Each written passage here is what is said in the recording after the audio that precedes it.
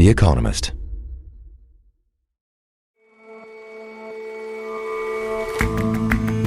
Hello and welcome to The Intelligence from The Economist. I'm Jason Palmer. And I'm Rosie Blore. Every weekday we provide a fresh perspective on the events shaping your world. Just off the Colombian coast lies what might be the world's most valuable shipwreck. It's been found intact after 300 years, and a project is underway to pick through its treasures. Whom those treasures belong to, well, that's the tricky bit. And mention international students, and countries such as America, Britain and Canada come to mind. Now Finland is trying to get in on the act. Can its primary schools attract foreign pupils?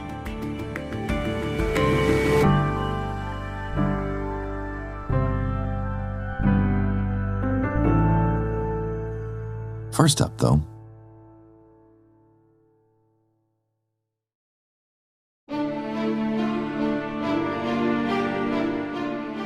in this year full of elections, America's is clearly a biggie. And by now, you might hope to be hearing stuff of substance about it, the would-be president's policies, plans, and promises. Instead, one question has absolutely consumed the agenda, particularly for Democrats. Can President Biden remain his party's nominee for president? Opinions are hardening in many quarters that action has to be taken, and that action is a different nominee. That's the question after an extraordinary week of turmoil inside the Democratic Party. Plenty of party members and lawmakers have suggested Mr. Biden should give way. Some even had the gumption to say so publicly. And at every stage, Mr. Biden has pushed back. This week, it was an open letter insisting he's going nowhere. I'm firmly committed to staying in this race, to running this race to the end, and to beating Donald Trump, he wrote. And yet, where this race ends for him remains unclear. Joe Biden has been a pretty good president. John Brito is The Economist's U.S. editor. But after the debate performance he gave, it's just very hard for him to convince Americans that he should serve another 4 years. You know, once you've seen those moments, you can't exactly unsee them. And even the parts of the debate that weren't disastrous weren't exactly great either. On the matter of the what now question, it's been largely about people within Mr. Biden's party. How significant has the movement there been? So 7 House Democrats have publicly called for him to stand aside now, as has one Democratic senator. That's not nothing, given that the Democratic Party typically is quite well behaved and orderly. And then the below the surface part, there are a lot of people who haven't spoken out publicly, who have concerns, particularly those running in competitive congressional or Senate races and are worried about Biden dragging them down. You also see some senior party figures, party elders like Nancy Pelosi, who seems to be asking Biden to go without actually asking him to go. It's up to the president to decide if he is going to run. We're all encouraging him to make that decision because time is running short. I think overwhelming support of the caucus. It's not for me to say. I'm not the head of the caucus anymore. But he's beloved. He is respected, and people want him to make that decision, not me. He has said he has made the decision. He has said firmly this week he is going to run. Do you want him to run? I want him to do whatever he decides to do. And earlier this week, Adam Smith, who's the ranking Democrat on the Armed Services Committee, called for Biden to step down on CNN. Well, look, I think he should step aside. There was concerns leading up to it in the terms of the president's ability to deliver a message, and it hasn't gotten better since the debates. And look, a lot of Democrats are saying, well, let's move on. Let's stop talking about it. We're not the ones who are bringing it up. Our constituents are bringing it up. The country is bringing it up. And the White House, campaign strategy of be quiet and fall in line and let's ignore it simply isn't working right now. So what do you make of that point Mr. Smith is making about ultimately this is about what the voters want? At the moment, Joe Biden's polling deficit, compared with Donald Trump, has increased by 1.7 points since the debate. So that doesn't sound huge, right? But that means that Donald Trump has the biggest lead in national polls he's had in any of his 3 presidential campaigns. I mean, you have to remember that Joe Biden was already behind in national polls and in swing state polls before this debate. The Economist's election forecast model gives Donald Trump a 3 in 4 chance of victory at the moment. If that's accurate, then Joe Biden is in a deep hole, and having members of his party, frankly, not wanting him to run again won't help his chances. Is there any reason to believe if he did step down that whoever replaced him would have better odds, would have a better chance of beating Mr. Trump?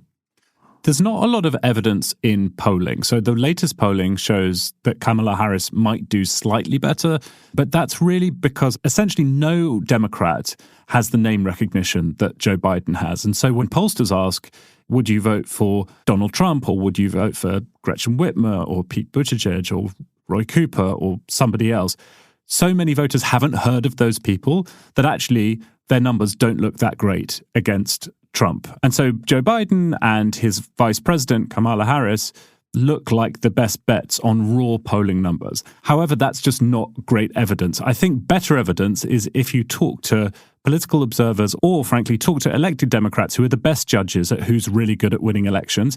And in private, the names that they will mention are governors of swing states like Whitmer in Michigan, like Andy Beshear in Kentucky, people like Pete Buttigieg, the transportation secretary. They're people who, it's pretty obvious, have real political talent, A, and B, are a lot younger than Joe Biden is. I mean, it might be a moot point in that Mr. Biden may in fact stick to his guns, unless there is some way to force his hand. It might be moot, Jason. All the signs at the moment, as you know, are that Joe Biden is sticking to his guns. He said in a recent interview he wouldn't step aside unless it was the Lord Almighty coming down and asking him to do. So that's a pretty high bar. But I also have to say, if you're Joe Biden, you can't show any sign of weakness, really, until the moment that you do actually decide to stand aside. Now, every signal he's giving is that he's not going to stand aside. But I just still think the Democratic Party is going to be in so much trouble if it goes through to the election in November with him at the top of the ticket. I think privately, most of them know that. The reason this story is quite so hard to report is that the decision rests in the hands of one man, Joe Biden. And so everybody is trying to get into his head. And yes, he is old and stubborn and doesn't like to be pushed around, but he could change his mind and then everything changes. But I'm really curious as to why Mr. Biden doesn't see this. Like a man who's dedicated his entire life to public service, he must be politically savvy enough to know that this is really troubled. Jason, I agree with you on the face of it. What's been really troubling, I think, is the way that over the past week or so, he's just been denying all the evidence that should be staring him in the face. He started talking about how he doesn't believe polls, which is always a bad look for a candidate and also sounds a bit Trumpy. He's been talking about how everybody wants him to stay in the race, which is not true. He's been talking about how he's the victim of a plot by party elites, as if the guy who was first elected to the Senate in the early 70s was somehow an outsider. So all of that points in the other direction. I would agree with you that the Biden of 4 years ago really had his finger on the pulse of where the Democratic Party was and also where it needed to be. Perhaps the fact that you have this large staff telling you day after day that you're great, Biden has this stubborn streak. He feels that he was passed over for the nomination in 2016 and told to step aside, and that was a mistake. If you go back even further, Biden first ran for the presidency in the 1988 election. He's wanted it, since then. Having won the office, it's a hard thing for him to give up. I mean, when you put it like that, going for office first in the 70s, going for the presidency first in the 80s is just a stark reminder of essentially how old both these candidates really are. That's right, and it's something that's been on my mind a lot this year. It's very strange. America looks very unlike other Western democracies in this. As you say, you have these two candidates born in the 1940s. About half the country has lived most of their lives under a white male who was born in the 1940s in the White House. So if you're also interested in why it is that those American men have had such a lock-on power for such a long time, then do go and listen to Boom, The Generation That Blew Up American Politics, our new podcast series, which I host. The first episode came out last week. The second episode, which focuses on 1978, is out today, wherever you listen to your podcasts. I am curious about that, and I have been listening, and I know a good friend of mine from Florida is listening, very complimentary about that first episode. Well, that's great to hear. And as all Americans know, folks in Florida have the best taste of any Americans. John, thanks for your time. Thanks, Jason.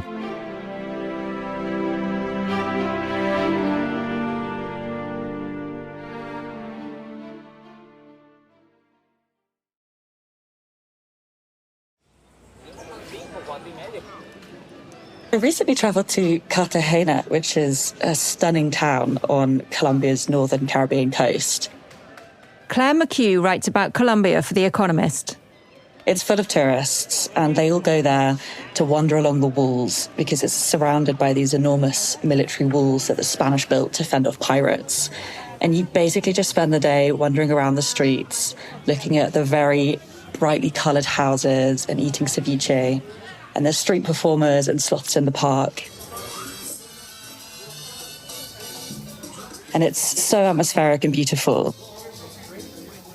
But I wasn't there for the ceviche and the beaches. I was there because just beyond the walls, 600 meters below the waves, lies what might be the world's most valuable shipwreck. And at the end of May, Colombia got one step closer to revealing the ship's secrets. Wow, tell me about the world's most valuable shipwreck and its buried treasure. It's a ship called the San Jose. It's a Spanish galleon. It sank off the coast of Cartagena in 1708 after a skirmish with a squadron of British warships. And it was a huge boat with about 600 sailors on board. And it was moving back towards Europe, carrying all these treasures that were intended to fund the Spanish War of Succession. So there were emeralds, because Colombia has a ton of emerald mines, and then gold and silver from the mines in what today is Bolivia. And it was also carrying treasures from the Far East, including Qing dynasty porcelain. And all of this is probably worth billions of dollars in today's money. Buried treasure from 300 years ago. What's happened to the San Jose since then? So it's pretty much lain at the bottom of the seabed. And then in 2015, the Colombian Navy found it with the help of a couple of private firms. And then there's been another gap in the San Jose's history because Colombia only began its archaeological project to explore the San Jose at the end of May. The director of Colombia's Institute of Anthropology and History, a woman called Elena Caicedo, recently announced the launch of this project on a very rainy day in Cartagena from the deck of a naval vessel. Como bien lo decía quien presentó, queremos hacer un anuncio general al mundo y a Colombia en particular, y es el anuncio de la declaratoria de la primera área arqueológica protegida marítima de Colombia. The government-run project sent down a remotely operated robot to photograph, scan, and study the site. They found that the wreck had not been looted. They found 3 more anchors. So for Colombia, this is fantastic news. This is the first very successful step of a government-run mission that they say could last for years. But on the other hand, the shipwreck is at the heart of a tangle of problems. What are those problems? The most important one is, who does the ship belong to? Colombia claims it because the San Jose sunk in their territorial waters. But Spain also claims it because the San Jose was sailing under the Spanish flag. Various indigenous groups also claim the ship's contents. And then there's an American salvage company that says they found the ship first back in 1982. They've actually opened a court case against Colombia in The Hague for $10 billion. And I spoke to Samuel Flores, who is the legal representative of the Cara Cara. That's one of the Bolivian indigenous groups involved in claiming the ship's cargo. They say that the treasures were taken from their lands in Bolivia 300 years ago by the Spanish. Más al contrario, siempre hemos sido humillados, yo diría vulnerar nuestros derechos, y creemos que con el galeón San José vamos a partir en ese camino. Ese es nuestro reto importante. And he believes that the San Jose is a chance for his people to reclaim their history and their respect. Okay, so lots of competing claims. Who's winning? What's going to happen? The project has become an important part of Colombia's president's cultural strategy. So Gustavo Petro, like many other left-wing leaders in the region, has made decolonizing heritage a really important part of his government's mission. And as a result of that, They are very clear that Colombia is not going for gold. They do not want to excavate the treasure, that all of this is a scientific exploration that is for the benefit of Colombian knowledge, including indigenous people and including Afro-Colombian communities. Their hope is that Colombia could become a power in marine archaeology and that they could unlock this kind of golden age of exploration in the Caribbean. I'm amazed to hear you say that going for gold is not the main aim. Surely the goal must be to get some of these riches off the ocean floor. They're very ambiguous about whether or not they want to take the treasures. The second step would be to lift a representative number of samples, so like 4 or 5 objects from the sea floor, and then those would be sent to laboratories in Cartagena that the Navy are adapting. But the long-term plan is for a museum to be constructed in Cartagena where they can tell the story of the San Jose, people can come and visit, and the indigenous and Afro-Colombian communities would get a cut of the proceeds. But this is not straightforward. Excavating a ship that's so old and that's 600 meters below the waves is technically a challenging project. Parts of the wreck might crumble when it comes up to the surface on contact with oxygen. And so Colombia really needs expertise and technology, and most importantly, it needs money to carry out this mission. And is Colombia up to that challenge? Does it have that expertise? I spoke to a couple of archaeologists about this. One of their concerns is that Colombia is putting history at risk by rushing ahead to carry out the initial exploration of the San Jose within Gustavo Petro's presidency, that there isn't a long-term strategy and there isn't a guaranteed budget. There aren't any archaeologists on the project with deep sea experience. Colombia has put $4.5 million into the San Jose, but these excavations can run into the tens of millions. The stakes are really high to get this right.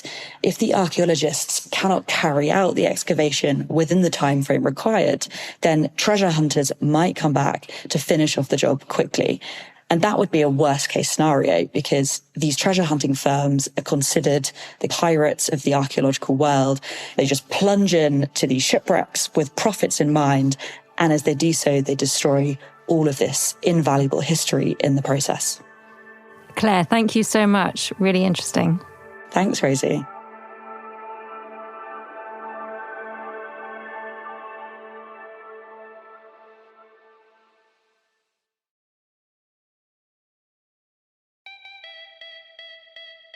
You probably haven't heard of Rautavaara. It's a small town in a largely rural area in the centre of Finland. Around 1,500 people live there, but the community is shrinking. The local school has more desks than students to fill them. Now the town thinks it's found an answer to its dwindling population. So the school in the town of Rautavaara has room to take about 20 pupils a year, but local families are only going to supply about a dozen this coming autumn. Mark Johnson is The Economist's education correspondent. So it plans to make up the difference by importing students from developing countries. They're going to receive a Finnish education at Finnish taxpayers' expense. Finland's not the first place you'd think of for people to move abroad. Why has this become necessary? So school-age populations are shrinking in lots of European countries, and they're shrinking in Finland faster than most. So by 2030, the country could have maybe 10% fewer children aged 4 to 18 than it does at the moment, according to the EU's best guesses. So that's a problem for some schools, especially schools in the countryside, which suffer both from having few births and from migration to the cities. Hundreds of schools in Finland have shut their doors in the last couple of decades. Some schools now offer, local youngsters incentives like free driving lessons. They give them small cash scholarships in the hope that they'll stay around. So who's actually pushing this idea of trying to get foreign students to come and study in Finnish schools? Well, it isn't a government initiative, so it's being led by a Finnish startup called Finest Future. That company is co-founded by an entrepreneur who previously helped build the Angry Birds brand for Rovio, a famous Finnish company. And this new company sells Finnish language lessons to kids in Asian, African, Latin American countries. So these are pupils from places such as Myanmar, from Vietnam, from Tanzania. And if they pass the necessary tests, if they achieve good proficiency, they get referred to Finnish schools. Now, the schools like this because they get per-pupil funding from the central government for every student they take, just as if they were Finnish. As for the pupils, this is a cheaper option than going to, say, a British boarding school if they have their hearts set on studying abroad. And it also comes with the prospect of a free place at a Finnish university at some point down the line. And is it expected that these students will stay? Is it expected to help deal with the skills gap in Finland? So that's the argument from the people that are organising this scheme, yes. So Finland's not a big country, has a total population of 5.5 million, and that's going to start declining within the next decade. The country doesn't always do that well at attracting high-skilled foreign workers. It's actually got a very low rate of foreign-born inhabitants compared to the rest of Europe. And so there is this argument that drawing in foreigners when they're teenagers, doing it in a way that requires them to learn the language and providing them with a Finnish education is going to be a better way of attracting new talent than skilled worker programs for adults that haven't always been working all that well. And so the idea is that in the long run, this brings much more cash into Finland, much more growth than has to be spent on the education that attracts them. Be interesting to see what effect this has on the learning of the Finnish language, which is famously very difficult. I'm interested in whether the government supports this strategy and also Finnish taxpayers who are essentially now funding places for foreign students. Yeah, the Education Ministry in Helsinki has made it fairly clear that it doesn't much like funding places for kids from other countries. There's a sort of complicated series of laws that require it at the moment to pay for this when a Finnish speaker wishes to attend a Finnish school. Other factions in government, I think, are keener on this, more interested in the idea that it's a good way of attracting new young talent. There is a debate about whether focusing spending on fewer, bigger schools might serve Finnish children much better than continuing to prop up small ones, even if closing these schools is often a big wrench for country dwellers and can have big impacts on the future of these small towns. Whatever happens next, I think this experiment is going to supply other shrinking school systems across Europe with valuable lessons. Mark, thank you so much. Thank you.